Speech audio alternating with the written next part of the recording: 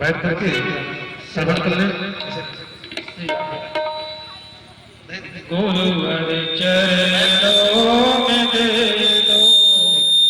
बैठ जाए सामने, एसटीओ साहब बैठ जाइए, आप सभी लोग बैठ जाइए, सामने सीट खाली है।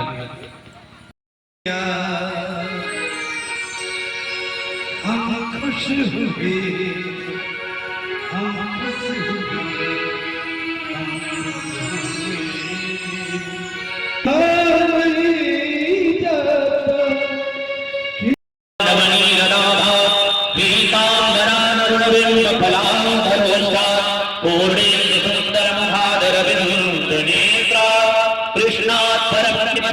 हम न जाने पुराण पुरुषोत्तमाय नमः सर्वोपचारार्थी गंधक्षत पुष्पाणि समर्पयामि।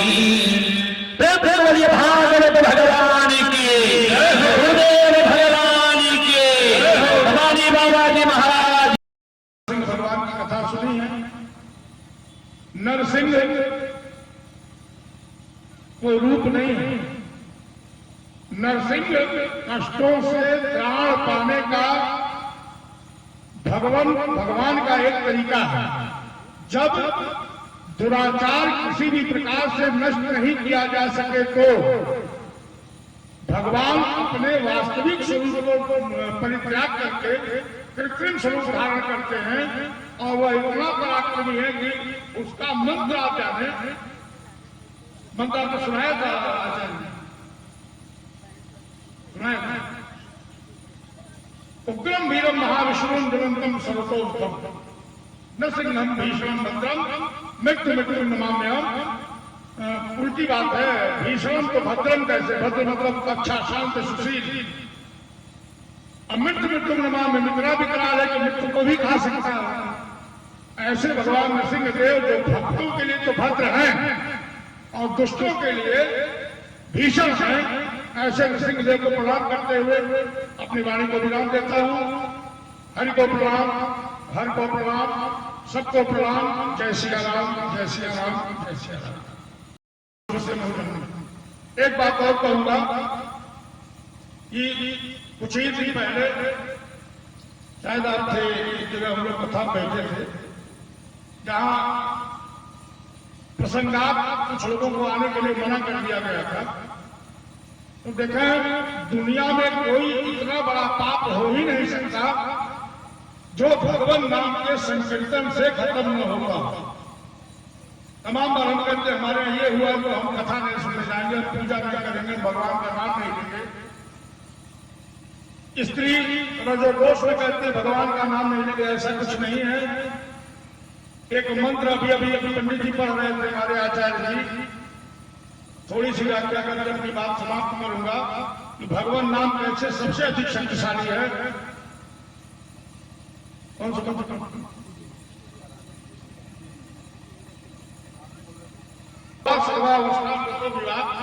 यह स्मरण तो मेरी नाचा सब आए भयंकर सूची। अब जरा पढ़े लिखे लोग जरा इस मंत्र का अर्थ समझे और अपना पूर्ण दोषों का समझे। अपवित्रम पवित्र हुआ, जो कुछ अपवित्र है सब पवित्र हो जाए। सर्वावस्था हमारी शरीर, हमारा मन, हमारी आत्मा किसी भी अवस्था में गई, सर्वावस्था में कैसे शुद्ध हो जाए? यह स्मरण पुंडरी का अच्छा भगवान विश्व के स्मरण मात्र से सह इसके द्वारा बाह्य अभ्यंतर हंसती, बाहर की काया और जो हमारे भीतर तीन तरह की काया है, स्थूल, कारण और सूक्ष्म, ये तीनों शुद्ध हो जाए। सहबाह्यंतर हंसती। तो आप बताइए कि कौन सा ऐसा दोष पाप है? बस एक बात को याद रखना है कि तेरी मर्जी के बिना ही प्रभु मंगल मूल और पत्ता तक हिलता नहीं, खिले न कोई फूल।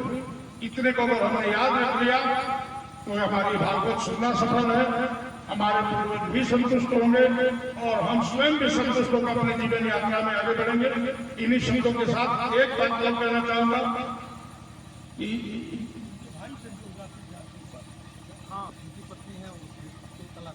अच्छा हाँ, उनका अकस्मात स्मरण भी नहीं है, ये वो जाते आते थे मेरे पास, इसलिए उनका स्मरण करना भी आवश्यक है। और ये काल प्रवाह है, कोरोना काल में शांत लोग, मुझे कल ही पता चला इस बात का। तो जहां भी हो यही कहीं से पीपल के पेड़ के नीचे कथा का श्रवण कर रहे होंगे, आध्यात्मिक का मुंह भी उधर है। बाबा सत्यनाथ का मठ है, जो लोग परिचित लोग वो जानते होंगे, और जो नहीं परिचित वो भी जान रहे हैं। ये आपके बहुत कम दूरी पर, मुझे लगता है 20 किलोमीटर की शरीर दूर होगा। 9 नाथों का नाम आपने सुना होगा, जिसमें अंतिम बाबा गोरखनाथ है। उसमें पहले नाथ है बाबा सत्यनाथ जी महाराज, जो ब्रह्मा के अवतार हैं। उनका सतयुग के समय का मठ वहां स्थित है, जिस पर मुसलमानों का कब्जा हो चुका था। और ईश्वर की कृपा से, बाबा सत्यनाथ की कृपा से, महादेव की कृपा से वो पुनः उनके नियंत्रण में है और अपने नए गरीबन को प्राप्त कर रहा है। और जब हनुमान जी की जथुआ आए होंगे, उसके कुछ ही काल पश्चात हनुमान जी वहां भी पहुंचे हैं, भगवान राम के सूर्य का निमंत्रण लेकर, जिसके स्मृति में महाराज विक्रमादित्य ने वहां एक हनुमान टेकरी का निर्माण कराया था। वहां हनुमान जी महाराज का छोटा मंदिर आज विद्यमान है। तो आप लोग में से कुछ गया हो तो ठीक है, तो आप लोग राजकुमार हैं, तो राजकुमारों की गुरुगद्दी है। राजशाह जो आपके पूर्वज थे, वो बाबा सत्यनाथ के ही आशीर्वाद से पैदा हुए थे। उस समय बाबा बरियार शाह की उम्र 82 साल थी और उनकी पत्नी की उम्र 52 साल थी। और उनके द्वारा दिए गए आम के फल के द्वारा राजशाह की उत्पत्ति हुई थी। और राजशाह पृथ्वीराज चौहान के बाद चौहान वंश के सबसे प्रतापी सम्राट हुए, जिनके वंशज आप लोग थे। उनके मुगल शाह, आशा शाह, घाटम शाह, तो राजकुमार वंशधरों की गुरुगद्दी है। आप लोगों को दर्शन करना चाहिए वहां। और 7 लाख वर्ष पूर्व भी हमने और 5000 वर्ष पूर्व भी हमने हमारे पूर्वज जो है वो कभी आज हम बीच से कोई धरती फाड़ के कृष्ण जी निकलते हैं, आदमी नहीं। तो हम किसको तृप्त कर रहे हैं? खुद को, अपनी अनुवांशिकी को, अपने जेनेटिक सिस्टम को हम संतृप्त कर रहे हैं, मजबूत कर रहे हैं इस भागवत कथा और इस जगन्नाथ जी के भाग के माध्यम से। इसीलिए इसको गृहस्थ जीवन करते हुए दाल भात नहीं चढ़ता जगन्नाथ जी का चढ़े, क्योंकि वो चींटी से लगाए हाथी तक के, पशु से लगाए मनुष्य तक के, स्थावर से लगाए जंगल तक के, सबके नाथ है, इसलिए उनका नाम जगन्नाथ। देखिए, अधिक समय नहीं लूंगा। और जीवन को अगर जीने की कला किसी को सीखनी है तो भगवान श्री कृष्ण के चरित्र का अवलोकन करना ही चाहिए। राम और कृष्ण में एक बड़ा अंतर है, पढ़े लिखे लोगों का समाज है। भगवान राम को अपने समस्त विरोधियों को परास्त करने के लिए उनके दरवाजे तक जाना पड़ा, लेकिन कृष्ण के साथ ऐसा नहीं। कृष्ण ने अपने विरोधियों को अपने दरवाजे पर बुला कर। तो अगर आज जीवन को जीने की कला सीखनी है इस कलियुग में, तो कृष्ण बनना पड़ेगा। बिना कृष्ण बने आप कर्मण्येवाधिकार रस्ते मां फले से कदाचन का उद्घोष नहीं करते। हम सब वही हैं। आज एक गृहस्थ है जो गेहूं के खेत में पानी चला रहा होगा, लेकिन जब फसल उगती है, फसल कटती है, तो उसमें हमारे जैसे लोगों का भी हिस्सा है, पंडित जी लोगों का भी हिस्सा है, हलवाई का भी हिस्सा है, कोई दान मांगने आ गया उसका भी हिस्सा है। करते सब वही काम है, लेकिन हमारे आप में एक अंतर है। हम किसी चीज को अपना नहीं मानते, सारी चीज को परमात्मा का मान कर उसकी सेवा में लगाते हैं, और आप अपना मान के परमात्मा की सेवा में लगाते हैं। अंतर इतना है। ये तो रामायण से भक्ति। परिवार के साथ कैसे रहना है, परिवार में किसके साथ कैसे रहना है, समाज में किसके साथ कैसे रहना है, वन में किसके साथ कैसे रहना है, किसने क्या उपकार किया तो उसका प्रत्युपकार कैसे करना, ये रामायण सिखाती है। तो जीवन जीने के जितने ढंग है वो रामायण में आपको मिलेंगे, लेकिन मरा कैसे जाए ये भागवत समझते हैं।